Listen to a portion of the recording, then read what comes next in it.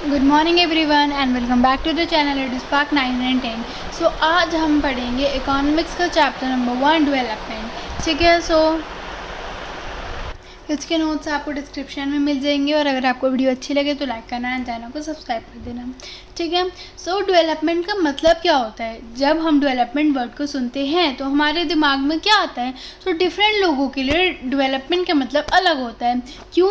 क्योंकि अगर मैं अपने मन में सोचूं तो मेरे मन में शायद से रेलवे आ रहा होगा कि रेलवे अच्छा हो, इंडस्ट्रियलाइजेशन अच्छा हो। आपके मन में आ रहा होगा कि फॉर एग्जांपल डैम बन जाए, या कुछ भी आ रहा होगा अलग अलग कि हमारी कंट्री ग्रो करे। सो डिफरेंट लोगों के मन में डिफरेंट डेवलपमेंट का मतलब आ रहा है। सिमिलरली अगर मैं एक बच्चे से पूछूं, फॉर एग्जांपल एक 10th क्लास के स्टूडेंट से पूछूं दैट उसके लिए डेवलपमेंट का मतलब क्या है, तो वो क्या कहेगा? दैट मैम मेरे ना मार्क्स अच्छे आ जाए, मैम मेरा बोर्ड पे नाम आ जाए। अगर मैं नॉर्मल एक एडल्ट से पूछूं कि भाई आपके लिए डेवलपमेंट का मतलब क्या है, तो वो क्या कहेगा कि मेरा अच्छा सा घर हो, मेरा अच्छे से गाड़ी हो एंड मेरी जितनी भी नीड्स है वो पूरी हो जाए, उसके लिए डेवलपमेंट का मतलब ये होगा। तो डिफरेंट लोगों के लिए डेवलपमेंट का मतलब अलग अलग होता है। तो इस अगर हम इकोनॉमिक्स के एक्सपेक्ट से देखें तो डेवलपमेंट मतलब होता है जब हम सोशली एक चेंज लाते हैं जिससे लोग अपना पोटेंशियल अचीव कर पाते हैं। ठीक है, तो डिफरेंट लोगों के डिफरेंट गोल्स होते हैं एंड तो अब हमारे एनसीईआरटी में एक टेबल भी दे रखी है जो क्या कहती है दैट अगर हम लैंडलेस रूरल लेबर की ज़रूरत देखें, उसके डेवलपमेंट गोल्स देखें, तो क्या होगा कि उसे बेटर वेजेस मिले, वो अपने बच्चों को एटलीस्ट लोकल स्कूल भेज पाए, सोशल डिस्क्रिमिनेशन ना हो। एंड अगर कोई ऐसा पंजाब से एक भाई अमीर फार्मर होगा तो वो क्या चाहेगा दैट उसकी हाई इनकम हो एंड वो अपने बच्चों को अब्रॉड सेटअप करवाए। तो एक तरफ तो एक फार्मर है, एक ऐसा लेबर है, एक ऐसा लैंडलेस लेबर है जो सिर्फ यह आशा कर पा रहे हैं, उसके लिए डेवलपमेंट का मतलब है कि वो एटलीस्ट अपने बच्चों को एक लोकल स्कूल भेज पाए। वेयर एज एक प्रॉस्पेरस फार्मर की एस्पिरेशन क्या है कि वो अपने बच्चों को अब्रॉड पढ़ा पाए। अगर एक लड़की है वो एक रिच अर्बन फैमिली से आती है तो उसके पास घर होगा, अच्छा पैसा होगा, अच्छी गाड़ी होगी, तो उसके लिए डेवलपमेंट का मतलब क्या है कि उसे उतनी फ्रीडम मिले जितनी उसके भाई को मिल रही है। तो ये चीज़ है दैट हर किसी के लिए डेवलपमेंट का मतलब अलग अलग होता है।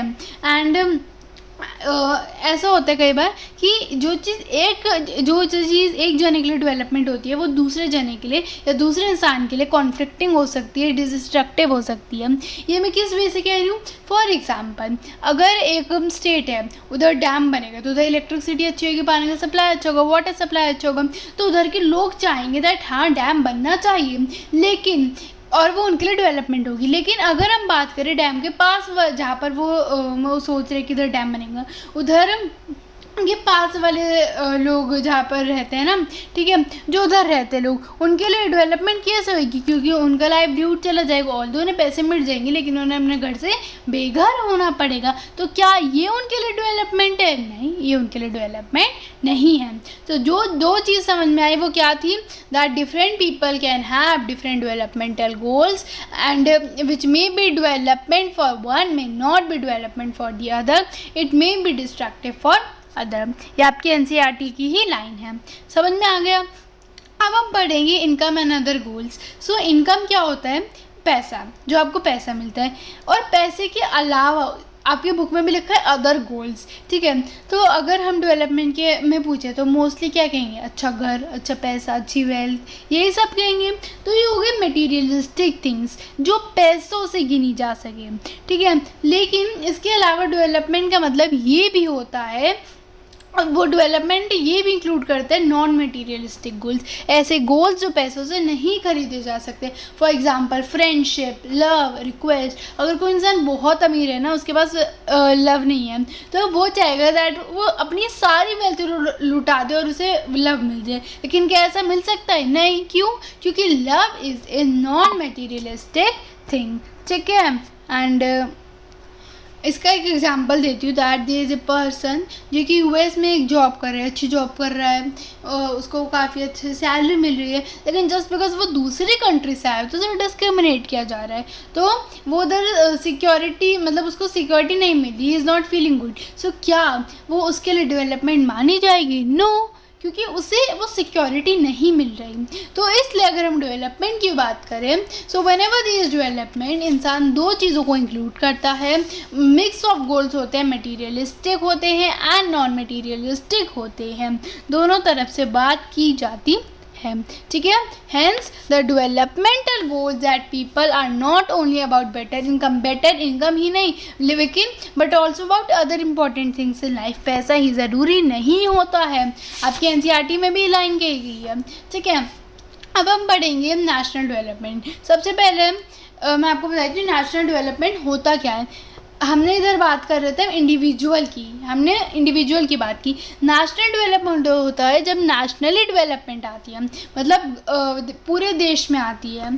तो नेशनल डेवलपमेंट एक ऐसी सिचुएशन जहाँ पर लोगों का, सिटीजन का स्टैंडर्ड ऑफ लिविंग इम्प्रूव होता है, अच्छा होता है, और उन्हें पॉलिटिकली और सोशली प्रॉस्पेरिटी मिलती है। इनफैक्ट उन्हें इज्जत, रिस्पेक्ट मिलती है। तो उसके कई सारे एस्पेक्ट्स होते हैं, political, scientific, cultural, economic, different होते हैं, ठीक है। और अब ये मैंने निकाल रखा है per capita income. Per capita income होता है, कैपिटा मतलब आपको पता ही है दैट हम एवरेज इनकम कैसे निकाल सकते हैं। तो अगर आपको एवरेज इनकम निकालनी है तो टोटल इनकम है जो एरिया की। For example there are 4 people जो कि 8 रुपीज़ पर कमाते हैं, मतलब 8 रुपीज़ वो सारे कमाते हैं। तो ये एवरेज इनकम कैसे निकली, मैंने क्या किया, उन सब की फॉर एग्जांपल 2 + 3 + 1 + 1 अपॉन में जो टोटल लोग थे 4, तो इन सबको करके जो मेरा आंसर आया वो मेरा एवरेज इनकम होगा, ठीक है। तो नेशनल डेवलपमेंट का मतलब समझ में आ गया। अब नेशनल इनकम क्या होती है कि एक नेशन में जितनी भी वर्किंग पॉपुलेशन है जो ऐसा पैसा कमा रही है उन सबकी total income. And world bank आपको पता है एक ऑर्गेनाइजेशन है, वो वर्ल्ड डेवलपमेंट रिपोर्ट पब्लिश करता है हर साल, जो कि नेशंस को कंपैरिजन करने में काम आते हैं। नेशंस की कंपैरिजन करता है on the basis of their average income. जैसे वो कंट्रीज़ जिनका जो एवरेज इनकम है, जिनका जो पर कैपिटा इनकम है वो US 12,556 पर एनम से कम है, सॉरी ज़्यादा है, ठीक है, वो रिच कंट्रीज़ में आती है। वेयर एज कंट्रीज़ जिनका पर कैपिटा इनकम $955 या उनसे कम है वो लो इनकम कंट्रीज़ में आती है। एंड अगर हम बात कर ये 2017 की बात की गई है कि India low middle class income countries में आता है, वो होती है जो ना ज़्यादा गरीब होती है ना ज़्यादा अमीर होती है, क्योंकि उसका पर कैपिटा इनकम 2017 में सिर्फ $1820 पर एनम था, ठीक है। तो ये हमारी अंडर डेवलप्ड में आ जाता है। तो इधर हम वो US क्यों लेते हैं, हम इसे एज ए यूनिट क्यों लेते हैं, क्योंकि it is the most stable currency, ठीक है, it is the most stable currency, इसलिए इसे लिया जाता है। अब लिमिटेशंस क्या है, मतलब इसकी दिक्कत है क्या इन एवरेज इनकम की। सर कि अगर हमने फॉर एग्जांपल हमने 8 रुपये निकाल लिया तो पर कैपिटा इनकम से हमें इनकम डिस्ट्रीब्यूशन का नहीं पता लगता। अब हमारी जो इंडिया है उसकी एवरेज इनकम इसलिए ठीक आ जाती है क्योंकि जो अंबानी जैसे, टाटा जैसे, अडानी जैसे ऐसे लोग हैं, इससे एवरेज इनकम ना बैलेंस हो जाता है।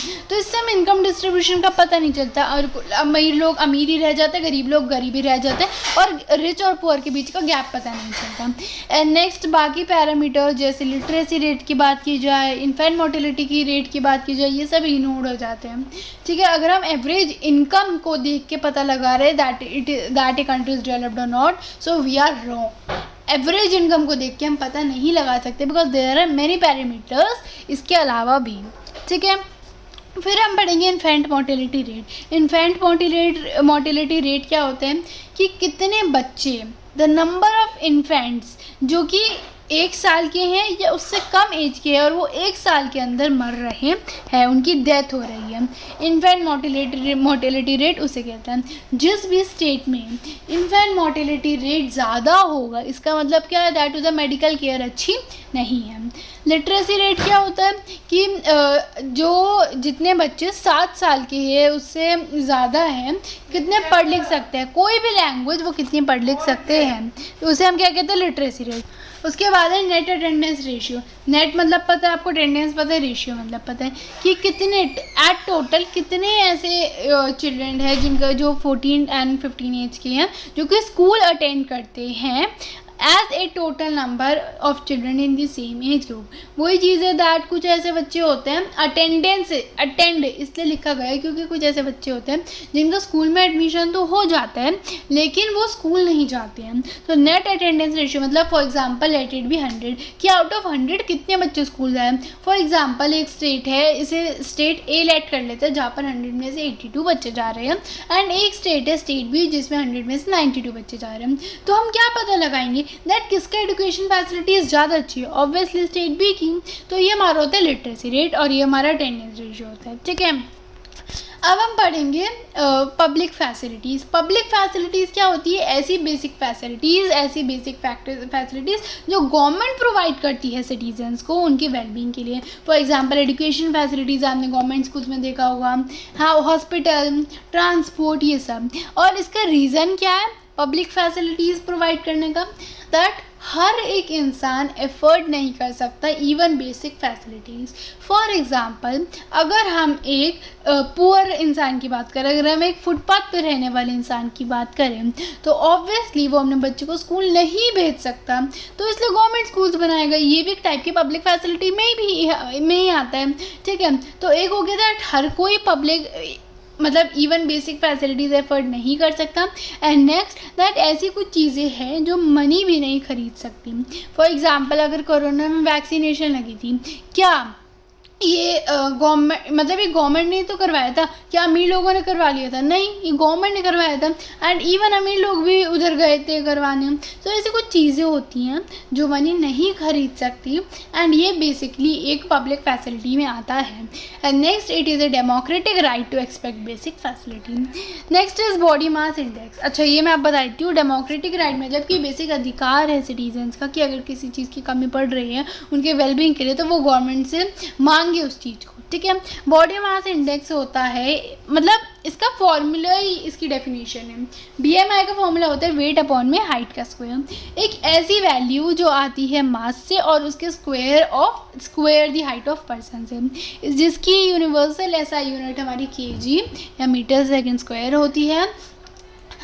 एंड जो आइडल वेट होता है 14 साल के बच्चे का वो 18.5, मतलब जो आइडल BMI होता है 14 साल की गर्ल का वो 18.5 और 24.9 के बीच का होना चाहिए, और लड़के का भी सेम ही होता है।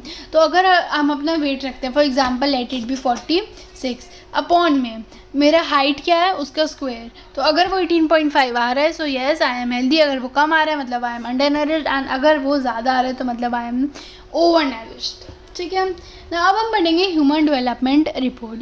ह्यूमन डेवलपमेंट रिपोर्ट होती है एक ऐसा यूज़फुल मेथड होता है जिससे हम डेवलपमेंट को मेजर कर सकते हैं कि कंट्री में डेवलपमेंट हो रही है नहीं, और हम कंपेयर करके बता सकते हैं उसकी प्रीवियस रिपोर्ट से कि क्या इस कंट्री ने अपने प्रीवियस ईयर से डेवलपमेंट की है या नहीं, ठीक है। तो हमारे ह्यूमन डेवलपमेंट रिपोर्ट पब्लिश करती है UNDP को, मतलब यूनाइटेड नेशन डेवलपमेंट प्रोग्राम को, जहाँ पर वो कंट्रीज़ को कंपेयर करते हैं उनके एजुकेशनल लेवल्स के बेस पे, उनके हेल्थ स्टेटस के बेस पे और उनके एवरेज इनकम के हिसाब से।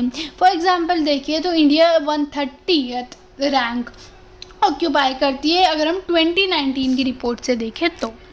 अब हम पढ़ेंगे अपने उसका चैप्टर का last topic that is sustainable development, लेकिन उससे पहले हम आ जाते हैं पेज नंबर 10 पे। एक टेबल दे रखी है जो आपकी केरला वाली, वो मैं आपको समझाऊंगी, वो नोट्स में नहीं है, आप अपनी NCERT खोलिए।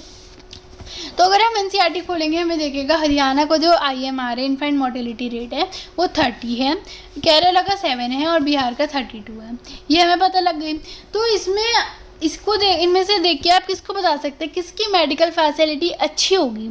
ऑब्वियसली केरला की, क्योंकि उधर कम रेट आ रहे हैं। सिमिलरली अब उसके ऊपर ना वो दे रखा है आपका एवरेज इनकम। हरियाणा की कितनी है 2,36,147, केरला की 2,04,105 एंड बिहार की 40,982। तो सबसे ज़्यादा किसकी है? हरियाणा की। सबसे ज़्यादा किसकी है एवरेज इनकम? हरियाणा की। तो हम ऐसे नहीं देख के बता सकते कि हरियाणा डेवलप्ड है नहीं, क्योंकि अगर हम देखें तो इन्फेंट मोर्टेलिटी रेट में वो सेकंड नंबर पे आ रहे हैं इन तीनों में। और लिटरेसी रेट की बात करें तो सबसे ज़्यादा पढ़ लिखने वाले बच्चे हैं, सबसे ज़्यादा लिटरेसी रेट हाई केरला का है, जबकि उसकी इतनी एवरेज इनकम नहीं है, हरियाणा से कम है, बट स्टिल उधर का लिटरेसी रेट ज़्यादा अच्छा है। नेट अटेंडेंस रेशियो की बात करें तो अटेंडेंस रेशियो सबसे ज़्यादा केरला का है, मतलब उधर का लिटरेसी रेट अच्छा है, तो लिटरेसी रेट भी अच्छा है और IMR भी मतलब अच्छा है, मतलब मेडिकल केयर फैसिलिटीज़ अच्छी हैं। तो इनकम पे डिपेंड नहीं करता ये बेसिक फैसिलिटीज़, हम इनकम के बेस पे नहीं बता सकते that a country is developed और नॉट। ठीक है, अब हम पढ़ेंगे सस्टेनेबल डेवलपमेंट। तो सस्टेनेबल डेवलपमेंट मतलब होता है कि हम प्रेजेंट की सारी ज़रूरतों को पूरा कर रहे हैं, लेकिन हम अपने फ्यूचर जनरेशन्स के लिए कोई कमी नहीं छोड़ रहे, उनके लिए भी बचा के चल रहे हैं, सेव कर रहे हैं। तो development must take place while conserving the environment. Development हो रही है, अच्छी बात है, लेकिन it must conserve the environment for the future generation and resources conserved for the future generation. ठीक है, फ्यूचर जनरेशन रिसोर्सेज कंजर्व्ड होने चाहिए एंड जो स्टैंडर्ड ऑफ लिविंग है लोगों का वो रेज होता है इससे। नाउ सस्टेनेबल डेवलपमेंट इंपॉर्टेंट क्यों है, व्हाई इट इज़ इम्पॉर्टेंट? सबसे पहला पॉइंट तो ईजी है दैट रिसोर्सेज हमारे पास लिमिटेड है बच्चा। There are some resources, there are some non renewable resources that मतलब कि एक बार चले गए तो वापस नहीं आएंगे। ठीक है, सो रिसोर्सेज लिमिटेड है। नेक्स्ट है रिन्यूएबल रिसोर्सेज। रिन्यूएबल रिसोर्सेज ऐसे होते हैं, देखो रिन्यूएबल रिसोर्सेज मैंने आप बताया, नॉन रिन्यूएबल बता दिया कि जो मतलब ख़त्म हो जाएंगे। ठीक है, रिन्यूएबल रिसोर्सेज उनको भी ओवरबर्न किया जा रहा है, मतलब फॉर एग्जांपल ग्राउंड वाटर है। ठीक है, ग्राउंड वाटर को क्या कहेंगे कि ये तो दोबारा रिप्लेनिश हो जाएगा, ये तो दोबारा आ जाएगा, लेकिन बच्चा जो हमारा कंजप्शन रेट है वो ज़्यादा है as compare to replenishment rate, मतलब उतना जल्दी वो रिप्लेनिश नहीं हो रहा, रिप्लेनिश मतलब दोबारा आ नहीं रहा है जितनी जल्दी वो कंज्यूम हो रहा है, तो हमारे रिन्यूएबल रिसोर्सेज भी ओवर यूज हो रहे हैं। Next, preserve resources for future generation. It is important क्योंकि हमें फ्यूचर जनरेशन के लिए भी उसे क्या करना है, मतलब कंजर्व करना है and it will save from ecological disbalance. जो इकोलॉजिकली डिसबैलेंस हो जाते हैं ना उससे वो बचाएगा। फॉर एग्जांपल ओजोन डिप्लीशन, या आपने देखा होगा सुनामीज आ जाती है, तो अगर हम उन्हें अच्छी तरह नहीं देखेंगे तो ये जो इन्वायरमेंट है वो डिसबैलेंस हो जाएगा। ठीक है, उसके बाद है consequences of environmental degradation do not respect national state boundaries, this issue is no longer region और स्टेट नेशन स्पेसिफिक। बहुत इंपॉर्टेंट लाइन है, 5 से 4 नंबर में पूछा जा सकता है। तो कॉन्सिक्वेंसेज मतलब होते हैं रिजल्ट्स ऑफ एनवायरमेंटल डिग्रेडेशन। अगर हम एनवायरनमेंट की डिग्रेडेशन की बात करें तो वो कभी भी आ जाएगा, मतलब उससे जो रिजल्ट्स होंगे, सुनामी आ गया, फ्लड आ गई, या कोई भी एनवायरनमेंट डिसबैलेंस हो गया, तो वो नेशनल स्टेट बाउंड्रीज नहीं देखेंगे, मतलब ये नहीं देखेंगे कि हमें इंडिया में आना है, पाकिस्तान में नहीं आना, या पाकिस्तान में आना है, चाइना में नहीं आना, वो ये नहीं देखेंगे, वो सिर्फ आ जाएंगे। एंड इससे रीजन या नेशन स्पेसिफिक, मतलब कोई स्पेसिफिक नेशन नहीं रहेगा, कोई भी आ जा सकते हैं। So our future is linked together. Sustainability of development is comparatively to a new area of knowledge in which scientists, economists, philosophers and other social scientists are working together. तो हमारा future ना एक साथ लिंक्ड है। तो जब हम अपने डेवलपमेंट को सस्टेनेबल तरीके से यूज़ करेंगे, मतलब हम सस्टेनेबिलिटी से डेवलपमेंट करेंगे, so it will be helpful for us as well as for our future generations. So ये चीज़ कही गई है that in general the question of development और प्रोग्रेस इज पेरेनियल, एंड अगर हम सस्टेनेबली डेवलपमेंट करते रहे so it will be very good for us, हमारे फ्यूचर जनरेशन्स के लिए अच्छा होगा, उनके लिए रिसोर्सेज कंजर्व होंगे। एंड अगर हमने उनका वही ओवर यूज़ कर दिया, हमने केयरलेसनेस कर दी, तो tsunami, global warming, acid rain जैसी प्रॉब्लम होएगी। तो होप आपको ये चैप्टर समझ में आया होगा, इसके नोट्स आपको डिस्क्रिप्शन में मिल जाएंगे। एंड अगले चैप्टर की वीडियो जल्दी आने वाली है। वीडियो अच्छी लगी हो तो लाइक करना, चैनल को सब्सक्राइब कर देना।